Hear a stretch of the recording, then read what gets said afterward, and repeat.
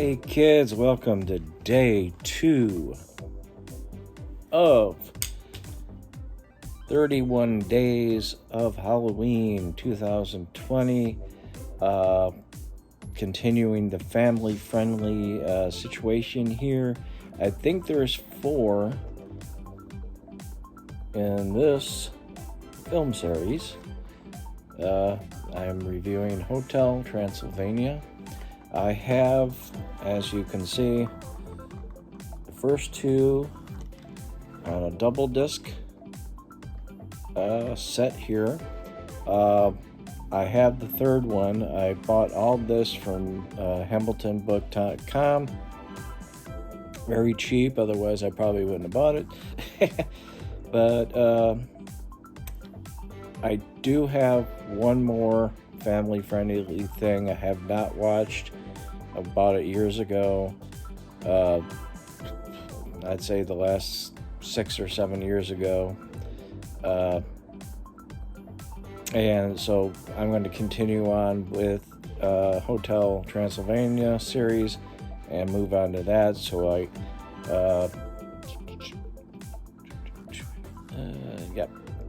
with this, starting today, it's going to be 5 days of family-friendly horror-related material. But as in, for Hotel Transylvania, which I just finished, what I like about it, especially in the beginning, you end up having just a whole bunch of horror, especially classic horror, the real classic, the older classics, because as far as I'm concerned, 70s, 80s, 90s, that's all really classic now. Probably even the early 2000s, but and they never dip into that, which is interesting that they never try that. This is all what I would consider traditional. Dracula. They have Mummy. I think the Mummy is voiced by CeeLo Green. The Invisible Man is what's his name? He was in Just Shoot Me and Saturday Night Live, along with Adam Sandler. Samberg, well, he's not actually a monster. I'm getting ahead of myself, but Kevin James is Frankenstein's monster. They call him Frankenstein in this. That's the only thing that's really not respecting the tradition, but this is extremely respectful. Great in-jokes with that, great sight gags. This is a movie, especially since I watched it twice, this is a movie that you watch it more and you will see more.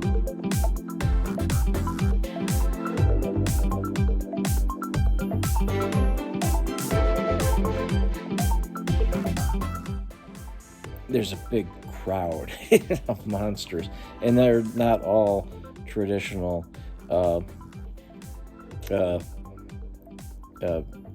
monsters from Universal.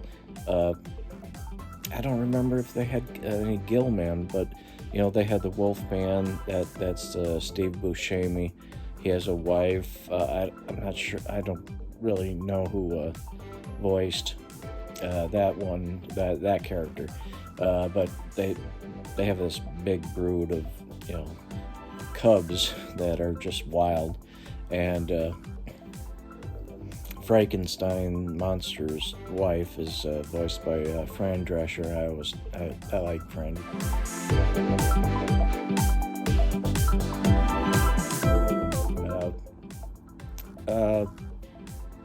What the story is, and it gets into things that are just done over and over again in this type of thing. This is a family film, obviously. This is about a father who's overprotective and a daughter who is old enough now to really want to break free. and an element is usually, you know, a love interest is introduced to that type of situation, and it's the reactions of the father, the humorous reactions, especially in a comedy, and this is just with monsters. You know, the father's Dracula, the daughter is a vampire who ages somehow. I mean, she starts out really young. I mean, like a baby.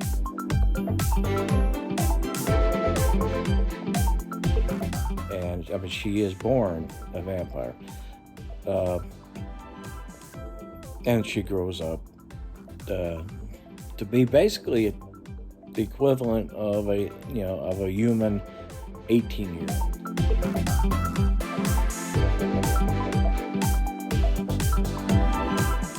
Her birthday is what starts off. All the friends are in. Yeah, there's the usual guests at the hotel, but there's the friends. That's the Wolfmans, the Invisible Man, and Mummy, and Frankenstein's monster and such. This is just a story that's overdone, or it is overdone. I mean, there really isn't any too much twist that you can do that, but you got a layer of all the creature, the horror films and monster movies and such,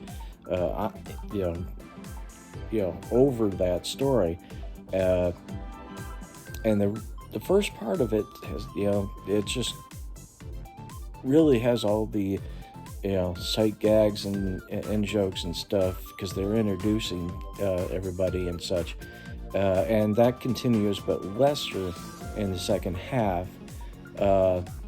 They concentrate on that story.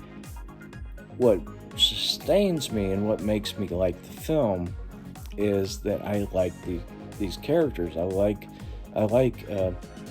Adam Sandler as Dracula. He's great in this role. Selena Gomez is, she's good. I mean, you kind of get the sense that just pretty much any young actress might actually pull this off. Adam Sandberg plays the love interest that's brought in, and I have to get into what makes this unique. I bet most of you have already seen this movie, but Sandberg is actually tolerable in this. I usually can't stand the guy. I mean, he doesn't really sound like himself, and I actually had to look it up, and it's like, I'm surprised. But the situation, Dracula has the baby, and her humans killed the mother. So he has this strong prejudice, as well as, but which he feeds into the community. They all believe that humans are purely evil, and they will destroy you if they see you, basically. And he wants that fed into his daughter. He builds a hotel, which is also a protective institution for monsters, and especially, Mavis, the daughter. What ends up happening is there's a backpacker, human backpacker, who seems to like, castles. And because basically the Hotel Transylvania is Dracula's castle, but he just walks right in to the situation. Dracula has to hide him. Dracula's really not a bad guy. This is probably the nicest Dracula in the history of cinema. I mean, the most likable, almost like you want to hang out with the guy. But so he comes in, he's 21, and the daughter's 118. Essentially, she's 18. She's, they're at the right age.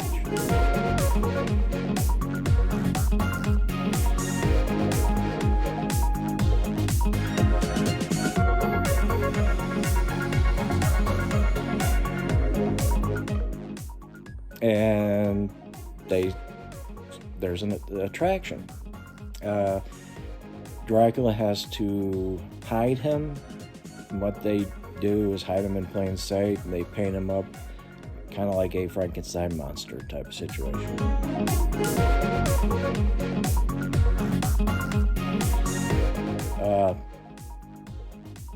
So he's has free reign of the hotel. He can